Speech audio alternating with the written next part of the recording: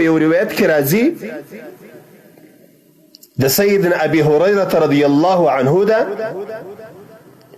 وای د رسول کریم صلی الله علیه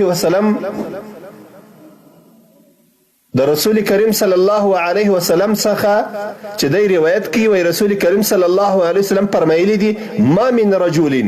تعلم كلمة أو كلمتين أو ثلاثا أو أربعا أو خمسا مما فرض الله عز وجل فيتعلمهن أو ويعلمهن إلا دخل الجنة. نسته یو انسان چې د یو کلمه دوی یا درې یا څلور یا پنځه کلمې د الله د دین د زده کی بیا دغه کلمې خپل هم زده کی او نور مؤمنانو ته هم ورسي مګر الله تبارک وتعالى به جنت ته داخل کی په دغه تعلیم او تعلم باندې خپل یو پنځه کلمات د دین زده کړلې بیا دغه پنځه کلمات بل چاته ور زده کړلې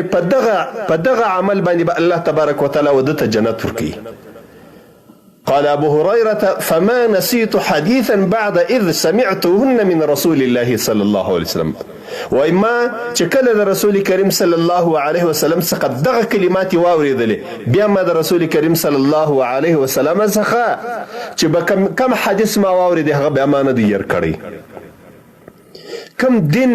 او اسلام چې به ما د رسول کریم صلی الله علیه وسلم څخه واوریدي او ځینې زده به مې کوي هغه به امانه دی ير کړی. فما نسيت حديثا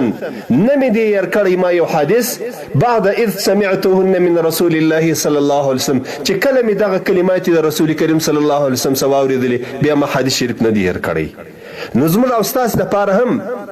د الله جل جلاله او د الله د رسول صلی الله علیه وسلم له طرفه دا پیغام دی د دعوت ته مشته